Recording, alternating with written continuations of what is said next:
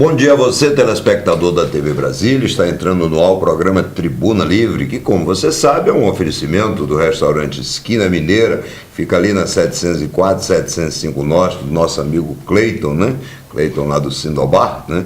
E também da Prismac Turismo, que vende a passagem aérea online mais barata do Brasil. Fica ali no Garvey Park Hotel, lá no setor hoteleiro norte. E hoje estamos, né, contando com o nosso amigo Luiz Solano, está no clima da Copa, né, festejado repórter do Planalto, e o Mauro Jacome, né, que vai falar um pouquinho de futebol, mas vai falar em Copa, né? Tá todo mundo falando de Copa, vamos falar alguma coisa diferente. Vamos falar de Campeonato Brasileiro, que por incrível que pareça está acontecendo. Está acontecendo no tapetão. Também, né? No tapetão e nas contratações também. Então vamos conversar de novo. Dá bom dia para o nosso telespectador. Bom dia, telespectador do Tribuna Livre. Bom dia, Solano. Bom dia, Raimundo. E aí, Solano, e você? Bom, clima da Copa, vamos esperar aí 30 abraço dias. para Minha sogra. Aliás, eu queria mandar um abraço para ela, queria dar um abraço lá para o Iton, esteve internado no Hospital Santa Luzia, passageiro, já está se recuperando, com seus 82 anos de idade, e continua na militância, na medicina, aqui no Distrito Federal. Iton, 82 anos? 82 anos. Que Iton, beleza. Que a tua saúde é a nossa alegria também. Muito bem. Bem, mas vamos começar a falar em esporte, então? Paulo, o que você tem aí? Como é que o Campeonato Brasileiro está acontecendo? Eu assino lá o Premier e não estou vendo. Como é que é isso? Onde é que está acontecendo isso? Primeiro aconteceu o julgamento da escalação irregular de um jogador do Criciúma e, óbvio, cumprindo o regulamento, o Criciúma foi punido com a perda de 3 pontos. Perdeu 3 porque tinha perdido o jogo, Ele perdeu o jogo para o Goiás, então só perdeu os 3 pontos. Se ele tivesse empatado, igual a Portuguesa teria perdido 4, se tivesse ganho o jogo, teria perdido 6. Teria perdido 6 então, pontos. aquela mesma coisa que se aplicou à Portuguesa e ao Flamengo, agora se aplica ao Criciúma. O Criciúma ainda tem a oportunidade do recurso ao pleno do STJD, mas fatura liquidada, vai perder os 3 pontos, tem que correr atrás. A sorte do Criciúma... Isso salva o Flamengo, não, né? Não, nem assim. Nem assim. O Flamengo está na zona da bola, né? O outro lado do Campeonato Brasileiro que tem acontecido é com relação às contratações. Muitas contratações e boas contratações por alguns times do Brasil. O Corinthians, por exemplo, contratou o Anderson Martins, bom zagueiro, ex-Vasco, estava fora. O Ángel Romero, um atacante do Cerro Porteño, que fez uma boa Libertadores. O Ludeiro, ex-Botafogo. Todos foram contratados pelo Vasco? Pelo Corinthians. Então peraí, o Corinthians então contratou o Anderson, que era do Vasco. Sim. O Ángel Romero, atacante do Cerro Porteño. Fez uma bela Libertadores, é verdade. O Lodeira, ex-Botafogo, está na seleção do Uruguai agora na disputa da Copa. Bom jogador. O Elias, ex-Flamengo, já está contratado. Né? E o Corinthians fez uma proposta pelo Marcelo, do Atlético Paranaense. Bom atacante, fez muito sucesso ano passado e está esperando a resposta do Atlético Paranaense. O Fluminense contratou, ótima contratação do Cícero. É verdade, o Cícero do Santos para o Fluminense, muito bom, né? Muito bom. O Henrique, ex-zagueiro do Bordeaux, era do Flamengo, foi para o Bordeaux, agora voltou para o Fluminense. Tem o Wellington Nem, mas em razão da confusão lá na Ucrânia, as negociações ainda estão em termos salariais, parece que está praticamente acertado. A Unimed, né? A Unimed, quando quer, banca com ela. Ela cura o Fluminense. Né? E está faltando o Martinúcio do Cruzeiro. Mas esse é para ir embora, né? Ganha demais, né? Ganha demais. E joga de menos. Exatamente. Fez um ótimo Libertadores pelo Penharol. Podia trocar pelo Neymar, o que você acha? É uma boa. Será que o Barcelona vai Mas o Barcelona iria pagar alguma coisa a mais? Exatamente, tem que ver isso, né? O Cruzeiro também fez uma boa contratação, Manuel, zagueiro do Atlético Paranaense, né? E o Neilton, revelação do Santos. O Flamengo está tentando a volta do Júlio César, goleiro titular da seleção brasileira. O Júlio César? Goleiro da seleção brasileira, porque o Flamengo está com um problema muito sério de goleiro. Não é só isso não, mas... o Flamengo só tem alguns problemas, né? No gol, na zaga, no meio de campo, no ataque e na diretoria também. E no banco, né? E o Fernandinho, ex-Atlético Mineiro, bom jogador, está aí no mercado. Vários times procurando Veloz, muito bom jogador, substituiu bem o Bernard, quando o Bernardo foi para a Ucrânia, né? Então é um jogador que está aí no mercado negociando. Então isso está acontecendo no Campeonato Brasileiro, né? E você tem também a Série D, parece que o Brasiliense já sabe o primeiro adversário, né? Brasiliense e Lusiânia, né? Brasiliense e Lusiânia. Pessoal, Lusiânia é do entorno, mas é o campeão daqui, viu? Vamos lá. O Brasiliense vai fazer parte do grupo 5, junto com Vila Nova de Minas Gerais, Sene do Mato Grosso do Sul, a Napolina da minha cidade e o campeão capixaba que ainda está... Falta definir, né? E no grupo 6 está o Lusiânia. Vai enfrentar o Tombense, o Grêmio Barueri, lembra do Grêmio? Lembro. Primeira divisão, está na Série D agora. Operário do Mato Grosso e Goianésia. Tanto Brasiliense como Lusiânia estreia o dia 20 de julho. Quer dizer, são, na verdade, grupos regionalizados. Por enquanto, regionalizados, e vai, né, aí oitavas, quartas, semifinal, aí já junta todo mundo, vira um brasileiro mesmo. Mas é uma pena, né? O Brasiliense, que eu me lembro, né, em companhia do nosso grande amigo, né, nosso saudoso amigo Maurício Leandro, nós assistimos à ascensão do Brasiliense, né? Quer dizer, o Brasiliense passou pela Série C, pela Série B, foi para a Série A, nesse intervalo foi vice-campeão da Copa do Brasil, né? E de repente o Brasiliense aí na Série D. É uma pena, né? Porque o futebol de Brasília precisava estar com uma representação melhor, né, na Série A, Série B, né? Exato. E o Brasília, mas infelizmente nós não temos uma boa administração em relação à federação, aos próprios clubes, né? Porque Brasília tem um potencial muito grande. É verdade. Muito grande. Ficou provado aí com esses jogos preparatórios para a Copa do Mundo. A própria final do Campeonato Brasiliense encheu Mané Garrincha, jogos com 30 mil pessoas. E Brasília tem também, né, uma tradição de revelar grandes jogadores. E faz um tempo que Brasília está parado nesse aspecto, né? O próprio Luiz Solano, que escreveu o livro... Luiz Solano era craque também? Jogou muita bola? Conhece muito bem o futebol brasileiro. Joguei no Paysandu, no juvenil do Paysandu. Jogou no Paysandu. Então deve ter apanhado muito do River do Piauí. Não, nunca Ô, Solano, tá certo. Uma pergunta, você é Remo ou Paysandu? Eu sou Paysandu, Papão da Curuzu. O Remo foi campeão esse ano, depois de 8 anos. Ele falou isso para lhe provocar. Deu de 7-0 do Remo, se conforma com qualquer resultado. Olha só, tá vendo? Uma provocação. Rapaz. Mas eu falei aqui do River do Piauí. O River é o grande campeão, né? Sem dúvida alguma, é um grande time. Aliás, é uma pena, né, que depois dessa formação de Clube dos 13, mas esse é outro assunto, né?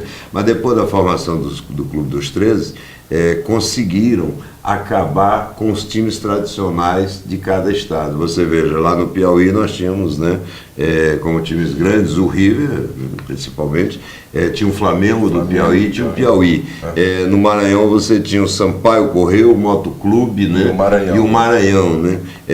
Em Belém você tinha Remo e Paysandu. Em Manaus você tinha Nacional e Rio Negro. Nacional, Rio Negro e o Fast Clube. Né? Quer dizer, e aí, de repente, com essa coisa que aconteceu no futebol brasileiro, praticamente mataram esses times. E o encarecimento do futebol também. Sim, né? Sobreviveu o quê? Sobreviveu o Bahia e o Vitória.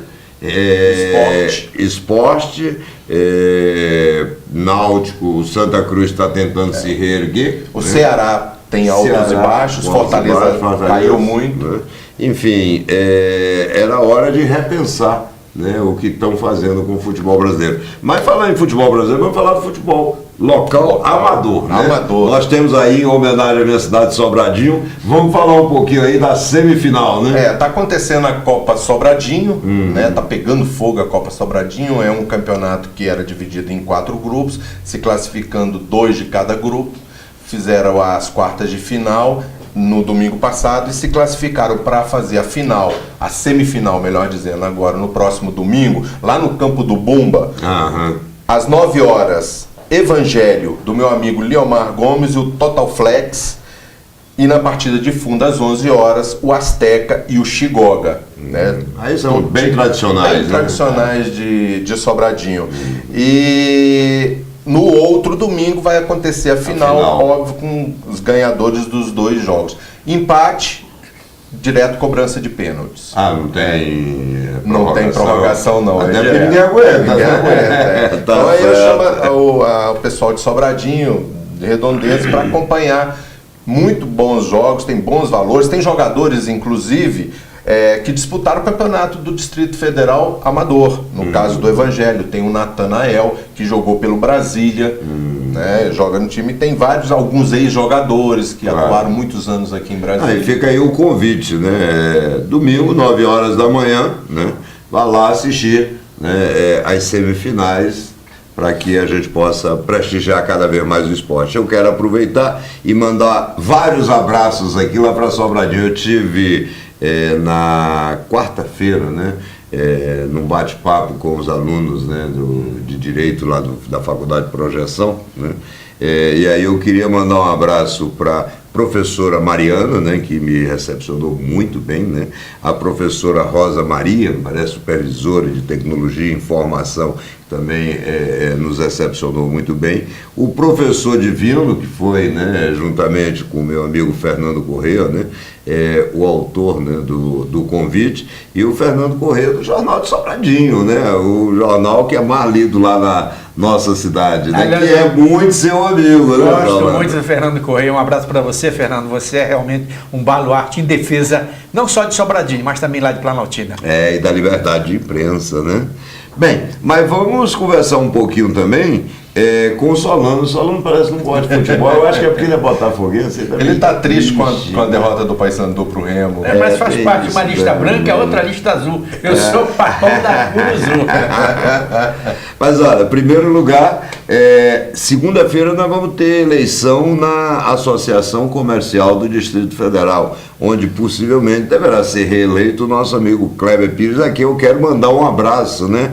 O Kleber tem feito um belo trabalho à frente da Associação Comercial e aí com justiça, né, deverá ser reeleito, até porque eu acho que o Kleber é um consenso tão grande que ninguém nem fez outra chapa única, é isso? É verdade, o Kleber será reeleito nesta segunda-feira, presidente da Associação Comercial do Distrito Federal, fez um trabalho bonito, já estou com o Kleber há 2 anos, sou seu assessor de imprensa, tenho orgulho, tenho satisfação em trabalhar com ele.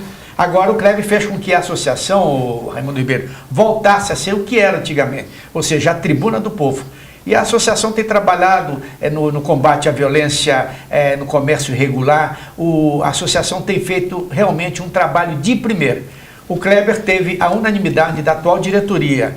O Hélio Queiroz, que é o atual presidente, foi também reconduzido ao cargo, foram criadas novas diretorias e o Kleber então será reeleito nesta segunda-feira com 98% do apoio dos associados. Então, a Associação Comercial volta ao que era a Tribuna do Povo, porque hoje temos a Câmara Legislativa, mas a Associação Comercial nas mãos do Kleber Pires, com certeza será a segunda Tribuna do Povo. Muito bem, Solano. Eu quero aproveitar, além de mandar um abraço e parabenizar antecipadamente o Kleber, né? Quero parabenizar também meu amigo Hélio, né? O amigo Hélio do Jornal Alô Brasília, que tem uma circulação extraordinária, principalmente na região central de Brasília, né? Além como empresário, é um grande sujeito, é um ser humano assim formidável e que eu gosto de conviver com essa figura que chama-se o Hélio Queiroz, do nosso Jornal Alô Brasília. Perfeito. Solano, a presidente Dilma, durante a semana, editou um decreto criando um Programa Nacional de Participação Social, né? Pessoal, deixa eu tentar explicar para vocês.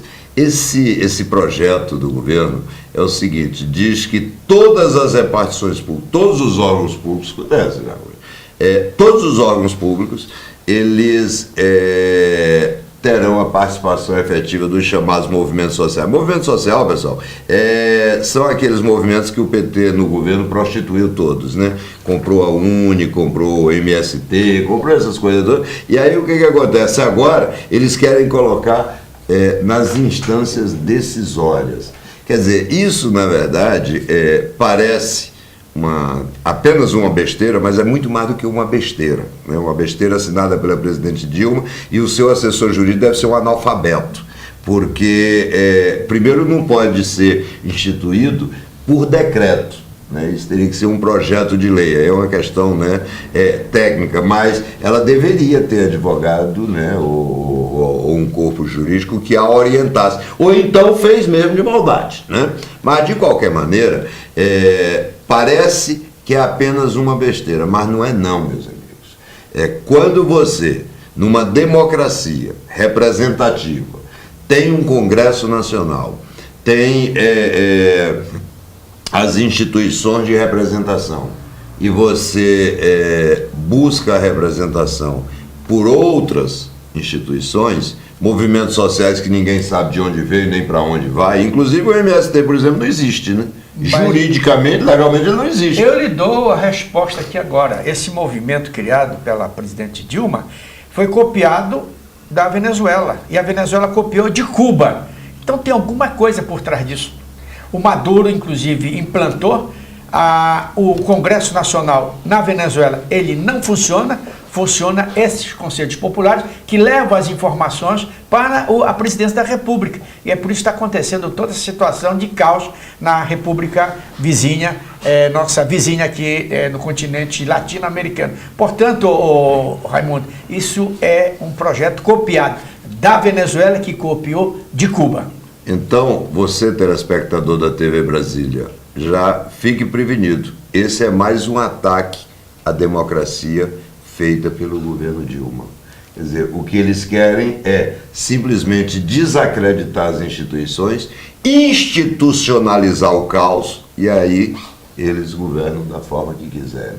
Ainda bem que o prazo de validade desse povo está terminando, né, Mauro? Porque ninguém aguenta mais, né? Mas é bom você ficar atento, né? Aliás, é bom também ficar atento a outra coisa, né? Criar a CPI da Petrobras, está comprovado que não é rombo não, pessoal. O pessoal está errando uma letra, não é rombo não, é roubo. O roubo da Petrobras é de bilhões. E agora estão fazendo o jogo de cena, estão fazendo aquela gaiatice toda, houve fulano, quer dizer, você faz a coisa para não fazer nada, né? Agora, é uma pena, né, que o Congresso Nacional, né, que a bancada governista se preste a isso. Isso é uma coisa muito séria, pessoal. Isso é o roubo do dinheiro público. Isso é o roubo do bolso do contribuinte. O contribuinte paga 40% do que ele ganha. Aí, de repente, né, quando se descobre que essa turma toda roubou lá na Petrobras, aí os caras ficam criando CPI, não sei o quê, para não investigar. Mas CPI é mais um palco, né? Pois é. O palco maior é essa do rapaz que foi preso, soltaram, está preso novamente. O tal do Paulo Roberto. Paulo Roberto. E eu soube, inclusive, que ele entrou em depressão. E quando o sujeito que age dessa forma, entra em depressão, ele tem dois caminhos. Ou dá um tiro na cabeça, ou volta a roubar. Falar em dar tiro na cabeça, você lembra daquele rapaz que na internet ameaçou que daria um tiro na cabeça do ministro Joaquim Barbosa? Lembra, acompanhei, era assessor de uma deputada aqui de Brasília, não interessa citar o nome dela. Ele já foi indiciado, está sendo indiciado. O próprio ministro Joaquim Barbosa já deve ter encaminhado à Polícia Federal justamente providência, porque ele está sendo ameaçado. E ele é membro do Conselho de Ética do PT, né? Exatamente, trabalha com a deputada aqui de Brasília, ou trabalhou com a deputada de Brasília. E ele não está preso, não. Não está preso. E é o ministro que vai sair, por causa das ameaças. E com certeza ele vai estar na tribuna de honra, lá em São Paulo, batendo palma para os seus amigos. Olha, esse é o país da inversão, viu?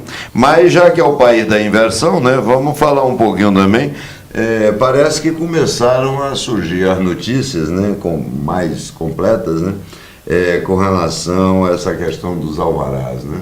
E a mulher do governador, rapaz, divulgaram agora que a mulher do governador ligou para o administrador de Taguatinga, pediu que ele agilizasse. Agilizar é sinônimo de apressar, né? Vamos fazer rápido essa coisa toda. Agilizasse um alvará de uma clínica que ela tinha interesse.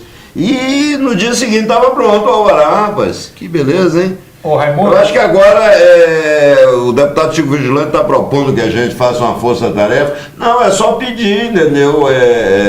A mulher do governador, porque ela tem o dom de fazer com que saia em menos de 24 horas. Que beleza, hein? Eu tenho um amigo, vizinho, inclusive está com um projeto prontinho, está tudo arrumadinho. Ele está 4 meses esperando o alvará para colocar em funcionamento o seu negócio. que vai gerar empregos e vai gerar recursos para os cofres do GDF. Então a gente está 4 meses, no caso da primeira-dama aí, 24 horas resolveu o problema. Menos de 24 horas, sabe? Tráfico muito de rápido, influência. né? Tráfico de influência. Mas isso é normal, né? Porque, afinal de contas, o marido dela, governador Agnello, né? Um dia desse foi escondido, né? Papapuda, né? Ele entrou escondido. Aí quando descobriu, não, eu sou governador, eu faço o que quero, né? Realmente, aliás, é bom até que aprenda o trajeto, né? E agora descobre-se que ela também tem, parece que um poder de convencimento muito grande, né? Porque ela liga, rapaz, menos de 24 horas. Eu acho que... eu diria, Raimundo, é medo de quem está por trás de tudo isso. É medo de quem é responsável para conceder os alvarás.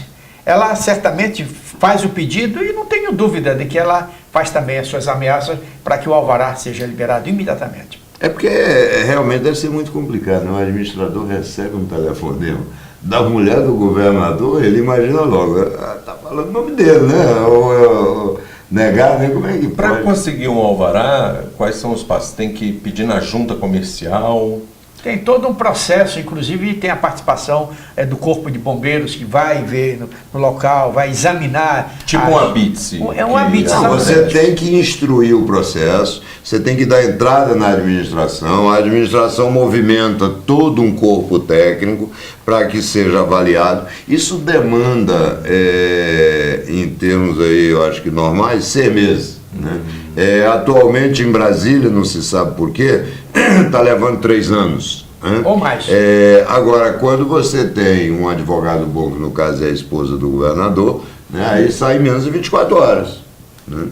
Ou chegar com um broche com a foto do Agnello, quem sabe é um salvo-conduto para a liberação do alvará. Mas olha, aqui entre nós, desculpa, mas é uma esculhambação só. Né? Olha, as pessoas fazem os troços assim, na cara, ninguém nem se preocupa mais em esconder os troços, né? Que coisa ridícula, viu? Olha, a que ponto nós chegamos, né? Mas é o que acontece, né? E vamos falar um pouquinho de segurança também, ainda tem muito tempo aí, Edilson? 8 minutos. Então veja só, nós tivemos agora uma coisa interessante. O padre estava rezando a missa, entraram 2, lá no Tororó, entraram 2 assaltantes, né? E interromperam a missa e assaltaram a igreja. Levaram tudo, mas não é só lá, que é um bairro carente. Aqui no Sudoeste, essa semana, aconteceu? assaltaram o restaurante, mais de 20 pessoas foram assaltadas por volta de 11 horas da noite, foi um corre-corre, você entendeu? Até crianças de 9 anos que estavam ali foram ameaçadas. A polícia chegou na hora, entendeu? Prendeu, se eu não me engano, um dos assaltantes. Então o Sudoeste sempre foi um bairro tranquilo, da classe alta de Brasília, também foi assaltado. Então eles não estão escolhendo classe A, B, C, estão assaltando tudo. Não, mas o que eu estou achando incrível é o seguinte, como é que você interrompe a missa? Entendeu? Quer dizer, os caras perderam a vergonha total, né? O temor a Deus, inclusive. Né? Vai na casa de... Opa, para aí que eu preciso... Será que esses caras que tinham um negócio na testa, aquele chifrinho, não? Isso é coisa do demônio, isso é coisa do Satanás, assaltar exatamente fiéis na hora de uma celebração, que é a comunhão com Deus. Se ele vai à missa, vai a um culto evangélico, vai a um culto ecumênico, ele vai se comungar com Deus. Então o cara chegou lá e não está sabendo de nada, ele está com 2 chifres na testa, com certeza emissário de alguém. Também houve, Raimundo, um crescimento nos últimos meses com relação a sequestros relâmpagos, assaltos em estacionamentos isolados. Então, pessoal que sai sozinho à noite, faculdade, escola, supermercado, até em shopping, tem que tomar cuidado. Tem muita gente na espreita observando, principalmente mulheres sozinhas, desacompanhadas. Os assaltantes chegam, colocam a arma, tomam as coisas, o carro, levam às vezes a pessoa. A gente já viu alguns casos de assassinatos. Raimundo, a Polícia Militar, juntamente com a Associação Comercial, eles lançaram um folheto interessante que alerta a comunidade para esse tipo de assalto, para esse tipo de comportamento do marginal. Então seria interessante procurar algum posto policial aqui de Brasília e se orientar naquela documentação, naquele folheto que eu acho muito interessante. Solano, eu acho que tudo isso é válido, ou seja, nós temos aqui o dever de orientar, né? A Polícia Militar também tem um dever de orientar, mas antes de tudo, o governo que recebe 40% do que nós ganhamos, adiantadamente, o governo tem a obrigação de não deixar esses fatos acontecerem. Não é possível você estar há 4 anos nesse governo, você não tem uma política de segurança pública, você não tem polícia nas ruas. Aí, quando acontece um evento como a Copa do Mundo, que vem todos os policiais para ficar próximo do estádio, você descobre que o problema não é mão de obra, nós temos. O problema realmente é o governo entender que a obrigação dele é oferecer segurança à população. Porque, olha, chegamos à raia dos absurdos, né? Você assaltar, você interromper uma missa, assaltar uma igreja, você hoje sair da faculdade, na hora que chegar no seu carro, não ter a segurança para poder ir embora. Quer dizer, se a polícia sabe onde é o problema, por que não ataca o problema? E também, Raimundo, além dessas questões, ainda tem a própria estrutura do lado dos prédios, do lado das coisas. Às vezes, Brasília precisa ser repensada em alguns aspectos, tais como estacionamentos ao lado de faculdades, ao lado de prédios que tem uma grande aglomeração de pessoas. As pessoas são obrigadas a parar o carro no meio do mato, no meio-fio, longe, com às vezes 1-2 quilômetros de distância, tem que caminhar em locais que não tem nem calçada, facilita, nem tem calçamento. Né? Isso facilita. Cria, né, os mecanismos facilitam. Exatamente, são coisas que também têm que ser repensadas, que eu acho que inclusive se encaixa também na política de segurança. É verdade, mas isso tudo teria que fazer parte de um programa de governo, né? O governo tinha que ter uma política de segurança, né? Infelizmente, esse governo não tem. Aliás, ele foi eleito, ele não tinha nem programa de governo, na verdade, né? E aí aconteceu tudo isso, o caos institucionalizado, 3 homicídios por dia, estupro toda hora, sequestro relâmpago hoje em dia. Aliás, tem um fato muito interessante, numa das reuniões que eu participei, eu ouvi um senhor me dizendo o seguinte: olha, eu já fui assaltado no ponto de ônibus, o sujeito chegou próximo, né? Apontou alguma coisa por baixo da camisa, parecia uma arma, e me pediu a carteira. Eu entreguei, eu digo, você foi lá na delegacia? Eu digo, para quê? Ele diz o seguinte: eu não vou na delegacia, porque a delegacia, primeiro, não está preocupada com o meu problema. Eu vou me tornar um número, eu vou me tornar apenas um dado na estatística da polícia. A polícia não vai atrás.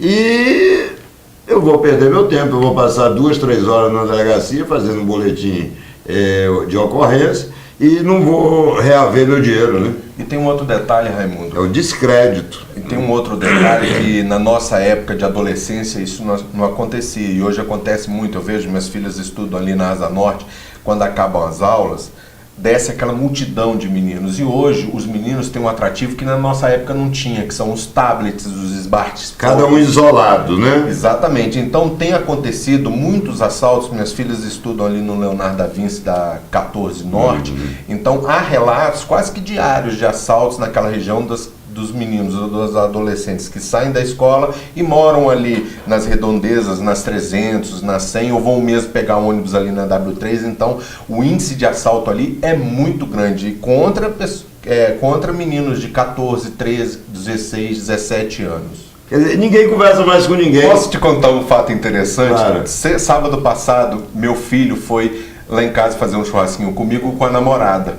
Eu tô lá fazendo churrasquinho, os dois namorando, um do lado do outro nos seus smartphones. Olha só, aí realmente... Trocando beijos pelo WhatsApp. Mas é desse jeito. Bem, pessoal, nosso tempo é curto, né? Na segunda-feira o jogo, né, do Brasil? O próximo jogo do Brasil, não. O próximo jogo do Brasil contra o México, rapaz, 17. Me pegou, 17, terça-feira.